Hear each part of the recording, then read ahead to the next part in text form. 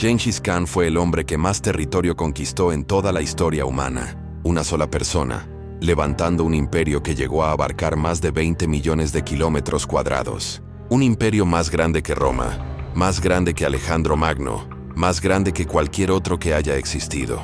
Pero detrás de esa imagen aparece algo aún más sorprendente: el origen real de este líder.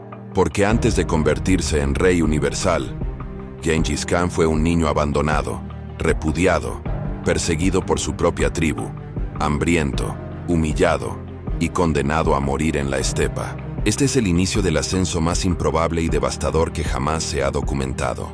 En el año 1162, Temujin, su nombre original, nació en una familia pobre en las frías tierras de Mongolia. Su tribu vivía del pastoreo, del viento, del hielo y del caballo.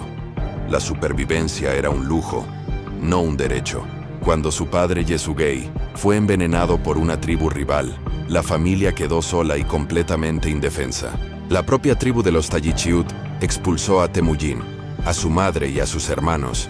Para los mongoles, un niño huérfano en la estepa era una sentencia de muerte. Durante años sobrevivieron comiendo raíces, ratones y cualquier pequeño animal que pudieran atrapar. Temujin vio cómo su madre intentaba alimentar a todos sin nada más que determinación. Vio hambre, miedo y un odio creciente hacia un mundo brutal que no tenía piedad. Pero es aquí donde empieza el verdadero giro.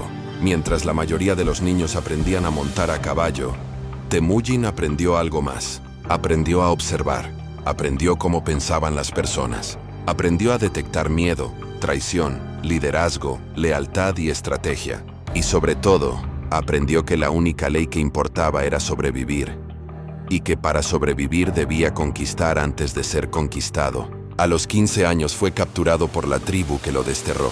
Lo ataron por el cuello con un yugo de madera. Era el destino final, morir como un esclavo. Pero una noche, Temujin logró escapar gracias a un guardia que mostró compasión. Ese momento marcó el nacimiento simbólico del futuro Gengis Khan, porque entendió que incluso en un mundo despiadado, una sola decisión humana podía cambiar un imperio. A partir de ese día, su objetivo fue claro: unir a todas las tribus mongolas bajo un solo mando. No por gloria, no por riqueza, sino porque sabía que divididos desaparecerían para siempre. Lo que nadie imaginó es que aquel joven marginado se convertiría en el líder militar más influyente de la historia, y que su primer movimiento cambiaría Asia entero. Aquí empieza su ascenso, y la historia real del hombre que reescribió el mapa del mundo. El joven Temujin sabía que ninguna tribu mongola sobreviviría aislada. La estepa era demasiado dura, los enemigos demasiado numerosos y la política demasiado inestable. Para unir a los mongoles, debía hacer algo que nadie había logrado en siglos: convertir clanes rivales, enemigos por tradición, sangre y orgullo, en un solo ejército. El primer paso fue audaz. Temujin buscó a su antiguo amigo de la infancia, Yamuka, un noble de la élite tribal. Ambos habían jurado hermandad cuando eran niños, en un ritual mongol que unía almas para toda la vida. Pero el reencuentro no salió como Temujin esperaba.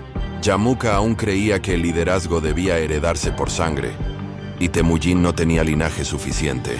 Ese rechazo marcaría una enemistad decisiva, una lucha por el poder entre dos hombres que buscaban dominar la estepa.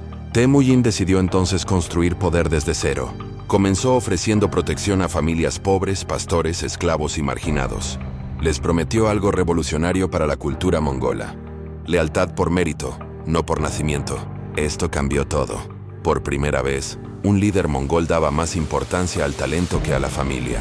Los hombres fuertes, hábiles o valientes, recibían puestos altos en su ejército sin importar su origen. Este sistema atrajo a cientos de seguidores en poco tiempo. La estepa entera empezó a escuchar su nombre, pero Yamuka no iba a permitirlo.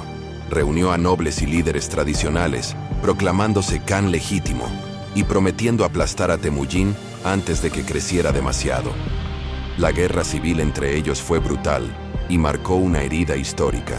En una de las primeras batallas importantes, las fuerzas de Temujin fueron superadas y muchos de sus aliados capturados. La tribu de los Tayichiut, los mismos que lo habían abandonado de niño, torturó y ejecutó a sus seguidores. Esto alimentó una rabia que Temujin jamás olvidaría. Pero lo que sorprendió a todos fue cómo respondió. En lugar de retirarse, Reorganizó a sus guerreros según unidades estrictas, decenas, centenas y miles, dirigidas por los hombres con mejor rendimiento en combate. Un ejército ordenado, flexible y disciplinado. Un ejército muy diferente a las tribus dispersas de siempre. Con esa nueva estructura, atacó a Yamuka en varias campañas rápidas, utilizando tácticas que más tarde asombrarían a China, Persia y Europa. Ataques relámpago, retirada fingida, espionaje y movilidad absoluta a caballo. Poco a poco fue derrotando a cada tribu rival, ofreciendo una opción clara: unirse a él o desaparecer. En el año 1196, después de innumerables batallas y alianzas complejas, Temujin derrotó definitivamente a Yamuka, quien terminó traicionado por sus propios hombres.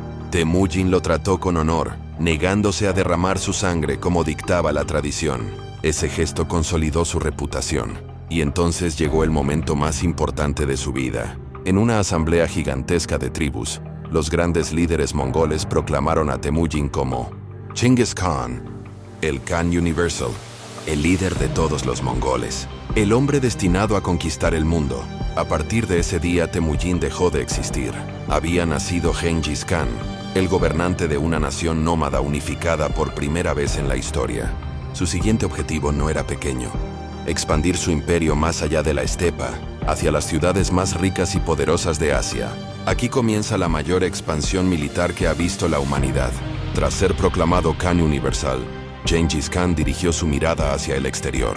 Sabía que el verdadero poder no estaba en la estepa, sino en las ciudades, las rutas comerciales y los reinos que enriquecían a Asia.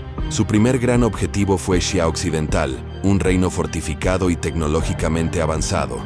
Los mongoles nunca habían atacado murallas tan grandes, pero Genghis introdujo un sistema que cambiaría la guerra para siempre. Ingenieros reclutados de China, Persia y los pueblos que conquistaba. Por primera vez, la maquinaria del asedio mongol se volvió imparable. Catapultas, torres móviles y arietes masivos acompañaban la legendaria caballería. Xia Occidental cayó, y con esa victoria, Genghis comprendió que podía derrotarlo todo. Su siguiente enemigo era gigantesco: el Imperio Jin, dueño de ciudades ricas, murallas enormes y ejércitos de millones. A los ojos del mundo, parecía imposible que los mongoles, nómadas sin ciudades, vencieran a una superpotencia. Pero Genghis no atacó de frente. Primero destruyó las rutas comerciales, provocando caos económico. Luego utilizó mensajeros dobles para difundir rumores falsos.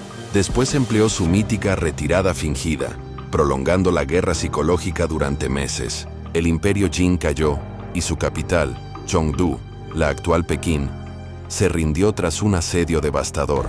Con cada victoria, el imperio mongol se expandía hasta volverse casi inimaginable. Las caravanas del desierto llevaban noticias de un líder que parecía invencible. Muchos reinos preferían rendirse antes que combatir.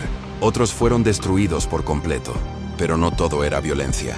Genghis Khan también creó una red de comunicaciones única en su época: el Yam, un sistema de postas a caballo que permitía enviar mensajes rápidamente por miles de kilómetros.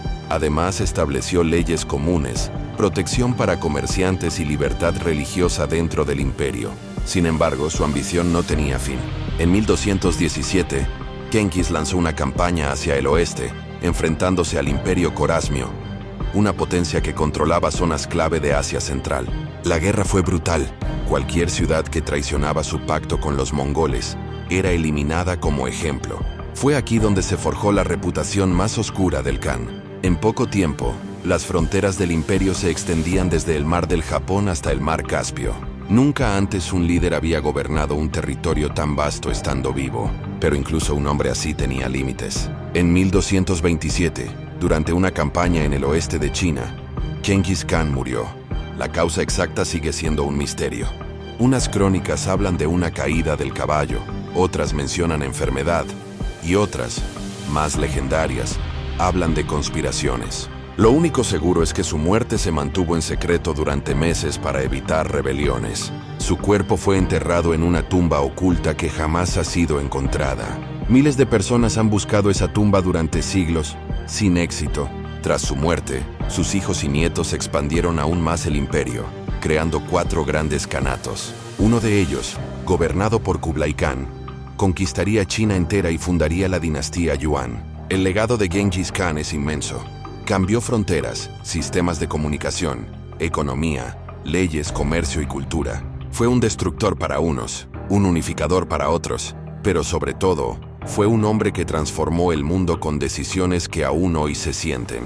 En solo unas décadas, un niño huérfano de la estepa se convirtió en el líder más influyente de la historia universal, y su nombre sigue resonando como un recordatorio del poder humano para cambiar el destino de civilizaciones enteras.